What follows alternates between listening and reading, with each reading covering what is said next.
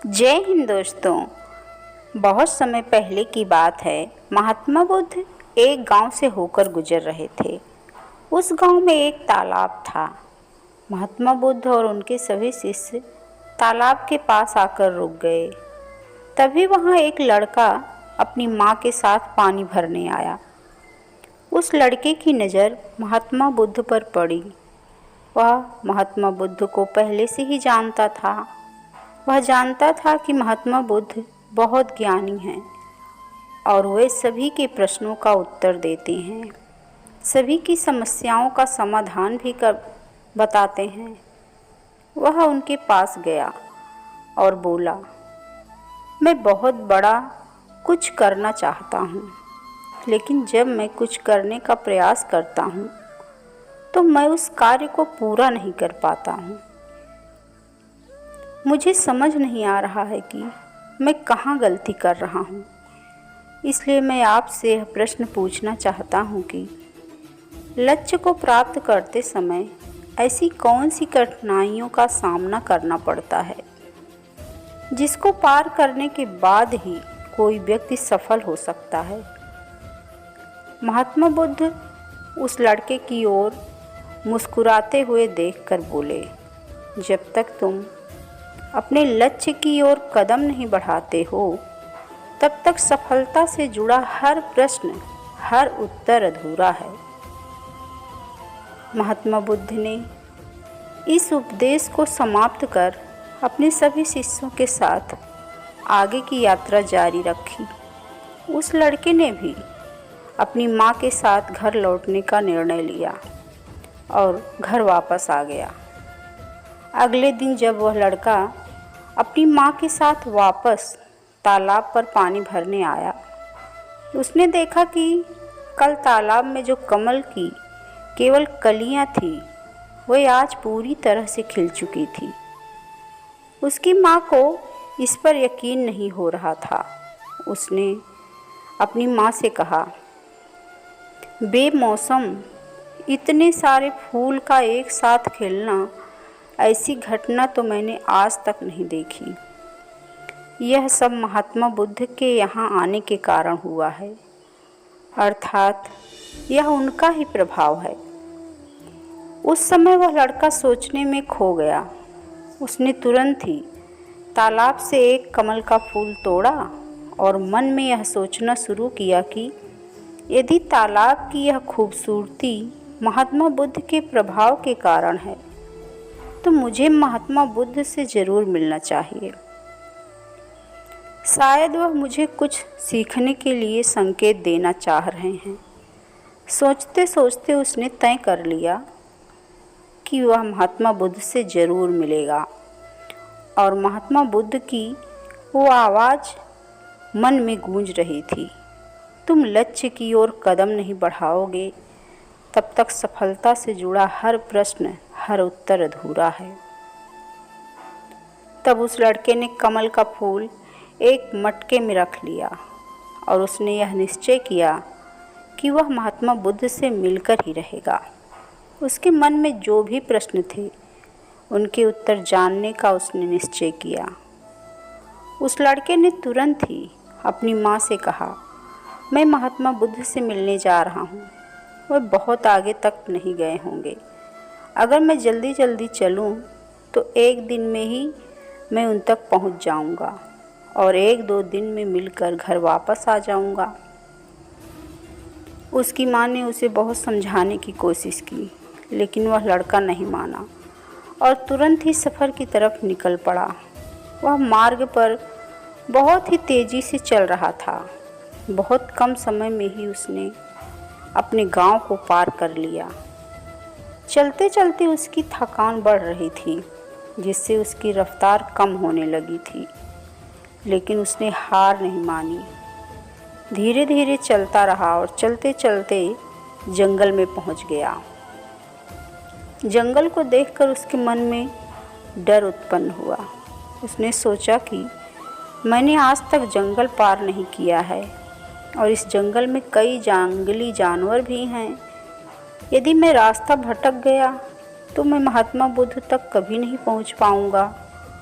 और यदि मैं किसी गलत रास्ते पर चला गया तो मुझे कम से कम 2 दिन और लगेंगे महात्मा बुद्ध तक पहुंचने के लिए, और यदि वह मुझसे बहुत आगे निकल जाते हैं तो मुझे बाकी रास्ते भी पता नहीं चल पाएंगे और फिर मैं उनसे कभी नहीं मिल पाऊंगा। वह लड़का इसी सोच विचार में डूबा हुआ था। तभी उसने देखा कि उसी रास्ते से एक घोड़े की सवारी आ रही थी। लड़के ने उस घुड़सवार से कहा, क्या तुम मुझे जंगल पार करवा दोगे? मुझे महात्मा बुद्ध से मिलना है और मुझे ये कमल उन्हें देना है। इस पर घुड़सवार ने कहा, मैं आपको जंगल पार नहीं करवा सकता, लेकिन मैं आपकी मदद कर सकता हूँ। यह कमल वाला मटका मैं महात्मा बुद्ध तक पहुँचा सकता हूँ। उस लड़के ने फिर सोचा और विचार किया, यदि मैं पैदल चलूँ तो बहुत समय लगेगा और शायद मैं महात्मा बुद्ध से मिल भी ना पाऊँ, लेकिन यदि मैं इस मटके को घुड़सवार को दे दूँ तो वह बहुत जल्दी महात्मा बुद्ध तक पहुँचा देगा। इससे मेरा काम आसान हो जाएगा और मैं जो मन में चाहता हूँ वो भी पूरा हो जाएगा। काफ़ी समय सोच विचार करने के बाद वह निर्णय लिया कि वह मटके वाला कमल घुड़सवार को दे देगा। वह उस मटके को उस घुड़सवार के हाथों में सौंपने ही वाला था कि तभी उसे याद आया कि इस कमल को महात्मा बुद्ध तक पहुंचाने के पीछे उसका क्या उद्देश्य था। यदि वह किस उद्देश्य से वह यह कमल महात्मा बुद्ध के पास ले जा रहा है। तभी उसके मन में एक और विचार आया कि अगर मैं यह मटके वाला कमल लेकर महात्मा बुद्ध तक नहीं पहुंचा तो मेरे प्रश्नों का उत्तर मुझे कैसे मिलेगा, और हो सकता है कि मेरे जीवन में यह एक ही मौका है जिससे मैं महात्मा बुद्ध से मिल सकता हूँ और अपने सभी प्रश्नों के उत्तर जान सकता हूँ। यह सोचकर उसने निर्णय लिया कि वह यह मटका नहीं देगा, मैं इसे खुद ही उन तक पहुँचाऊँगा। काफ़ी कुछ सोचने के बाद वह घुड़सवार से कहता है, मैं यह मटका खुद ही उन तक पहुँचाना चाहता हूँ क्योंकि उनसे मिलना मेरे लिए बहुत ज़रूरी है। मेरे मन में कई प्रश्न हैं जिनके उत्तर मुझे उनसे जानना है, इसलिए मैं यह मटका खुद ही उन तक लेकर जाऊंगा। आपका बहुत बहुत धन्यवाद। आपके रुकने के लिए बहुत बहुत धन्यवाद। आपने मेरे लिए इतना समय निकाला। कृपया मुझे आगे का रास्ता बता दीजिए, मैं उसी रास्ते से चला जाऊंगा। घुड़सवार ने उसे आगे का रास्ता बता दिया तो वह उसी रास्ते पर चलने लगा। अब शाम होने की बेला थी और उसके मन में अनेक सवाल उठने लगे। शाम के समय अगर वह जंगल में भटक गया तो क्या होगा? महात्मा बुद्ध से कैसे मिल पाएगा? और अगर मिल ना पाया तो क्या उसकी यात्रा बेकार हो जाएगी? ऐसे सोचते हुए उसे पछतावा होने लगा। वो मन ही मन खुद को कोसने लगा और कहने लगा, शायद अच्छा होता अगर मैंने इस मटके को उस घुड़सवार को सौंप दिया होता, तो इससे कम से कम वह महात्मा बुद्ध तक पहुंचाकर वो अपने घर भी लौट जाता।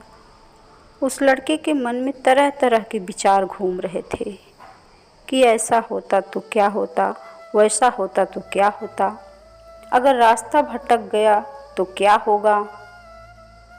जब उस लड़के की नज़र कमल की ओर पड़ी तो उसे महात्मा बुद्ध की याद आई। महात्मा बुद्ध के चेहरे पर उसने एक ठहराव और अप्रतिम शांति देखी थी। उनकी मुस्कान ने उसमें प्रेरणादायक ऊर्जा का संचार किया था। उसने समझा कि उसकी यात्रा का उद्देश्य न केवल महात्मा बुद्ध से मिलना है, बल्कि उनसे बहुत कुछ सीखना भी है। उसके मन में महात्मा बुद्ध से मिलने की तीव्र इच्छा फिर से जागृत हो गई और वह अब निश्चित था कि वह अपने मार्ग पर आगे बढ़ेगा। जब उसने जंगल की सीमा को पार कर लिया तो उसने महसूस किया कि जब जब वह अपने उद्देश्य को याद करता है तो रास्ते की मुश्किलें कम होती जा रही थी। यह घटना सिर्फ उस लड़के की कहानी नहीं है, बल्कि यह हर व्यक्ति के साथ होती है।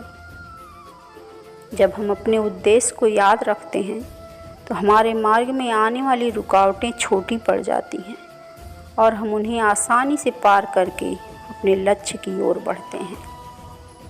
इसके बाद उस लड़के को यह एहसास हुआ कि उसे अपना उद्देश्य याद रखना है और धीरे धीरे आगे बढ़ते रहना है। उसने सभी चिंताओं को छोड़ दिया और आगे बढ़ता गया। हालांकि चलते चलते वह काफ़ी थक चुका था और जब उसने जंगल को पार किया तो उसे एक छोटी सी कुटिया दिखाई दी। उस कुटिया में एक सुंदर स्त्री रहती थी। वह लड़का थक चुका था और जोरों की प्यास महसूस कर रहा था। वह कुटिया में चला गया और वहाँ पर उस स्त्री से पानी मांगा। उस स्त्री ने उस लड़के को पानी पिलाया और लड़के से पूछा, वो इस तरह क्यों भटक रहा है? तो उस लड़के ने उत्तर दिया कि वो महात्मा बुद्ध से ज्ञान की अभिलाषा के उद्देश्य से निकला है और वो उनसे मिलना चाहता है। तभी उस स्त्री ने लड़के से पूछा, आखिर तुम महात्मा बुद्ध से मिलना क्यों चाहते हो? तो वह लड़का कहता है, मेरे मन में बहुत सारे प्रश्न हैं जिनका उत्तर जानने के लिए मैं उनसे मिलना चाहता हूँ। वह लड़का अपनी बातें कह रहा था, जबकि दूसरी ओर उस लड़की के मन में उस लड़के के प्रति प्रेम जाग रहा था। मन ही मन वह लड़की उसे पसंद करने लगी थी। वह लड़की उस लड़के को रोकना चाहती थी और उससे कहती, आज तुम यहीं रुक जाओ, वैसे भी शाम होने का है और बहुत जल्द रात भी होने वाली है। ऐसे में तुम कहाँ जाओगे? इससे अच्छा है कि आज रात तुम यहीं रुक जाओ। उस लड़की की बातों को सुनकर वह लड़का समझ चुका था कि वह उसे पसंद करने लगी है। वह लड़का उस लड़की की सुंदरता को मन ही मन निहारते हुए सोच रहा था, मैं इससे विवाह कर लूं तो मेरा जीवन सफल हो जाएगा और जीने में आनंद भी आएगा। उस लड़के ने सोचा, ऐसे भी मैं आज रात महात्मा बुद्ध से मिल नहीं पाऊंगा, तो क्यों ना मैं यहीं पर रुक जाऊं। फिर उसने जवाब देते हुए कहा, मैं कुछ देर में सोचकर बताता हूं। लड़का इस विषय में सोचता रहा। तब तक उसके मन में फिर से महात्मा बुद्ध की वो बात याद आई। उसे एहसास हुआ कि मैं इतनी दूर से यहाँ क्यों आया हूँ और उसने मन ही मन सवाल किया कि क्या मैं यहाँ इतनी दूर इस लड़की के साथ मित्रता, प्रेम और विवाह करने आया हूँ?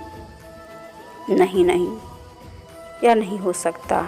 यह मेरी प्रेमिका के ये नहीं बन सकती। क्या भरोसा, आज को इसका मन मेरे पर आया है, कल किसी और पर आ जाए। लड़के ने तुरंत ही उस कमल की ओर देखा और उसे उसका उद्देश्य याद आ गया। उसने जल्दी से निर्णय लिया कि वह आगे अपनी लक्ष्य की ओर कूच करेगा, निकल जाएगा। उसने लड़की को मना किया और अपने मार्ग की ओर प्रस्थान किया। जब वह आगे की ओर बढ़ने लगा, तभी उसे अपने निर्णय पर अफसोस होने लगा।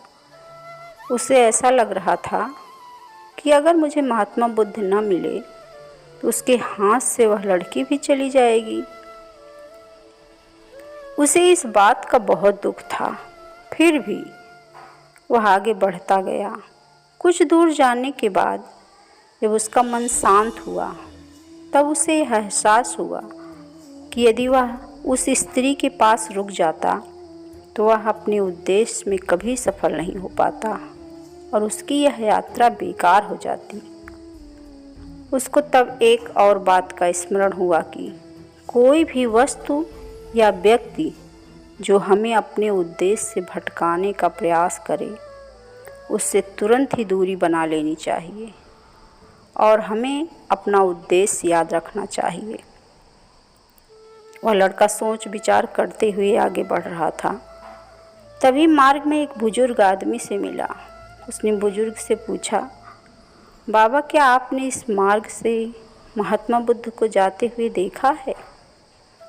पिछले गांव में किसी ने बताया कि वह इसी मार्ग से आगे बढ़े थे। क्या आप बता सकते हैं कि वह किस तरफ गए हैं? उस बुजुर्ग व्यक्ति ने उस लड़के से कहा, तुम्हें कोई गलतफहमी हुई है। इधर से कोई भी ऋषि मुनि नहीं गए हैं। हो सकता है कोई और मोड़ हो जिस पर तुमने ध्यान नहीं दिया हो और उस रास्ते से वह मुनि चले गए हों। यह सुनकर वह लड़का घबरा गया। अभी कुछ ही घंटे पहले ही उसने उस बस्ती को पार किया था।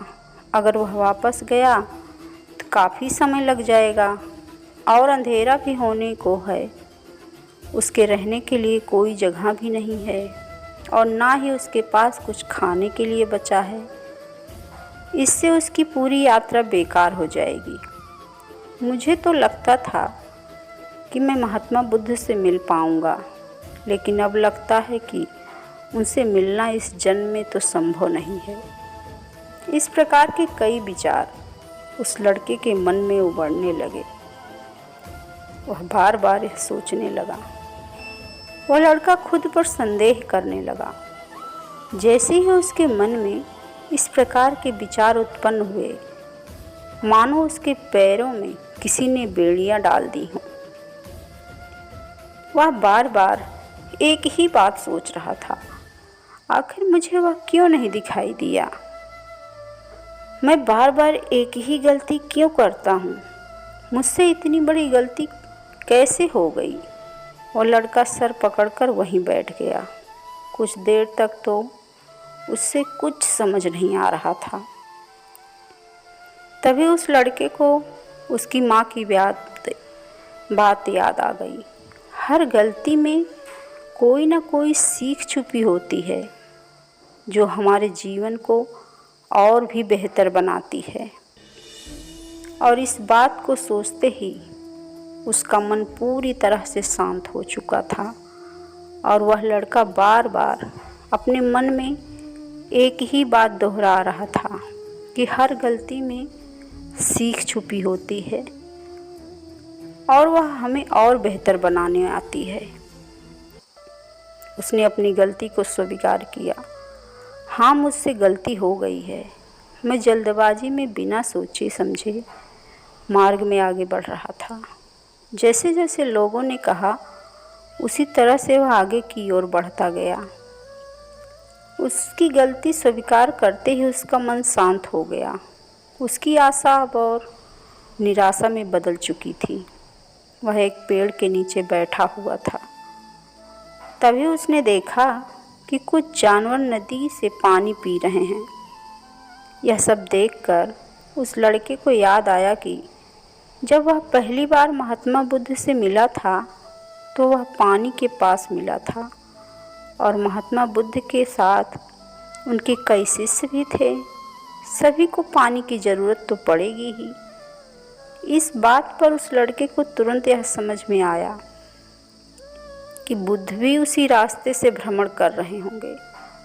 तभी उसने सोच विचार कर तय किया कि वापस जाने से अच्छा है क्यों ना मैं नदी के किनारे किनारे होते हुए आगे की ओर बढ़ता रहूं।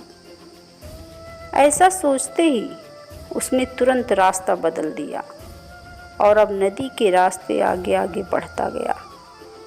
जैसे जैसे वह आगे बढ़ता गया, उसका मन और भी हल्का होता गया। इस अनुभव के साथ उसने महसूस किया कि जब मन शांत होता है तो हमारा मन बहुत हल्का हो जाता है। हम जल्दबाजी नहीं करते और ना ही किसी में या खुद में कमियां ढूंढते हैं। हमारी बुद्धि पहले से बेहतर काम करने लगती है। उसने यह भी महसूस किया कि खुद से शिकायत करना एक बहुत बड़ी कमी है जो हमें दुख और पीड़ा देती है। चलते चलते उसके मन में यह विचार आया कि यदि वह अपने गांव में ही रुक जाता तो यह सारे अनुभव कभी नहीं होते उसे। ऐसा सोचते सोचते वह मार्ग में आगे बढ़ता गया। तब उसे महात्मा बुद्ध के कुछ शिष्यों पर नज़र पड़ी। उन्हें देखकर वह बहुत खुश हुआ। उनके शिष्यों को देखकर वह तेजी से आगे बढ़ा और अंत में महात्मा बुद्ध तक पहुंच गया। जब वह महात्मा बुद्ध से मिला तो उन्हें प्रणाम किया और तुरंत ही उन्हें कमल का फूल भेंट किया। महात्मा बुद्ध उस कमल के फूल को अपने हाथों में लेते हुए बोले, बहुत सुंदर, यह कमल पूरी तरह खिल चुका है। 2 दिन पहले ही तुमने मुझसे पूछा था कि लक्ष्य को पार करने के लिए कौन सी कठिनाइयों को पार करना पड़ता है। तुम्हारा ये धैर्य और मुस्कान देखकर लग रहा है तुमने रास्ते में बहुत सारे अनुभव को इकट्ठा करके अपने जीवन रूपी पुस्तक में संजो कर रख लिया है। इस पर वह लड़के ने रास्ते में घटित सारी बातें महात्मा बुद्ध को बता दी। तब महात्मा बुद्ध बोले, मैं तुम्हारे सारे सवालों का उत्तर दूंगा। तब बुद्ध कहते हैं, बिना कोशिश के हर चीज़ अधूरी है। जब इंसान किसी लक्ष्य को प्राप्त करने के लिए रास्ते पर चलता है तो सबसे पहले अपने अनुभव से ही सीखता है। तब धीरे धीरे उसकी बुद्धि बढ़ने लगती है तो वह दूसरों के भी गलतियों से सीखने लगता है। जीवन में लक्ष्य प्राप्ति के लिए एवं किसी उद्देश्य में सफलता प्राप्त करने के लिए हमें उस रास्ते पर चलना पड़ेगा। तभी हम सफलता प्राप्त करने की रहस्य को जान पाएंगे। हर लक्ष्य को हासिल करने में कुछ चुनौतियां आती हैं और इनका समाधान करने के बाद ही हम अपने लक्ष्य तक पहुंच सकते हैं। अगर तुमने उन चुनौतियों का सामना कर लिया तो तुम अपने लक्ष्य को हासिल कर लोगे। तुम जैसे ही यह कमल का फूल मुझ तक पहुंचाना चाहते थे और तुम्हारा उद्देश्य भी यही था और तुमने यह समझ लिया था कि इस फूल को मुझ तक पहुंचाने के पीछे तुम्हारा वास्तविक उद्देश्य क्या था। हर बार जब तुम इस फूल को देखते थे तो तुम्हें तुम्हारा उद्देश्य याद आ जाता था। तुमने अपने अनुभव से सीखा कि मंजिल तक कैसे पहुंचा जाए। तुम्हारे मन में कई तरह के डर और संदेह उत्पन्न हो रहे थे। क्या पता तुम मुझ तक पहुंच पाओगे या नहीं? क्या पता इस जंगल को पार कर पाओगे या नहीं? तुमने कभी आज तक जंगल पार नहीं किया था और तुम्हें रास्ते में कई तरह की रुकावटें झेलनी पड़ी। जब हमारे रास्ते में तरह तरह की रुकावटें उत्पन्न होती हैं तो हमारा मन बाधित होने लगता है और हम अपने लक्ष्य से भटक जाते हैं। लेकिन जब हम अपना सारा ध्यान रुकावट से हटाकर अपने उद्देश्य पर लगाते हैं तो सारी रुकावटें खुद ही छोटी लगने लगती हैं और हम आसानी से पार करते जाते हैं। शुरुआत में सभी की यही समस्या होती है। वह नहीं समझ पाते कि उन्हें जीवन में सफल होना आवश्यक क्यों है, क्यों वह कुछ करना चाहते हैं। उनके सामने बहुत सारी परेशानियां आती रहती हैं और वे उन परेशानियों के सामने हार मान लेते हैं। लेकिन जैसे जैसे आप आगे बढ़ते हैं और अपने लक्ष्य के प्रति पूर्ण रूप से समर्पित होते हैं तो सफलता की ओर बढ़ना आसान हो जाता है। असली शक्ति इच्छाओं को पूरा करने में नहीं है, बल्कि यह है कि हम सब कुछ जानते हुए भी सही काम नहीं कर पाते हैं। अगर हम अपने उद्देश्य की ओर बढ़ते हुए किसी भ्रम जाल के आकर्षण का मोह पास में फंसकर रुक जाते हैं और हमारी लक्ष्य प्राप्ति की यात्रा अधूरी रह जाती है। जैसे कि इस यात्रा के दौरान तुमने हमेशा फूल को अपने साथ रखा, वैसे ही हमें उद्देश्य को हमेशा सामने रखना चाहिए। हमारा लक्ष्य हमेशा आँखों के सामने होना चाहिए ताकि हमें निर्णय लेने में आसानी हो। निष्कर्ष: समर्पण, संघर्ष और ध्यान, ये 3 गुण हमें जीवन में सफलता की दिशा में आगे बढ़ने में मदद करते हैं।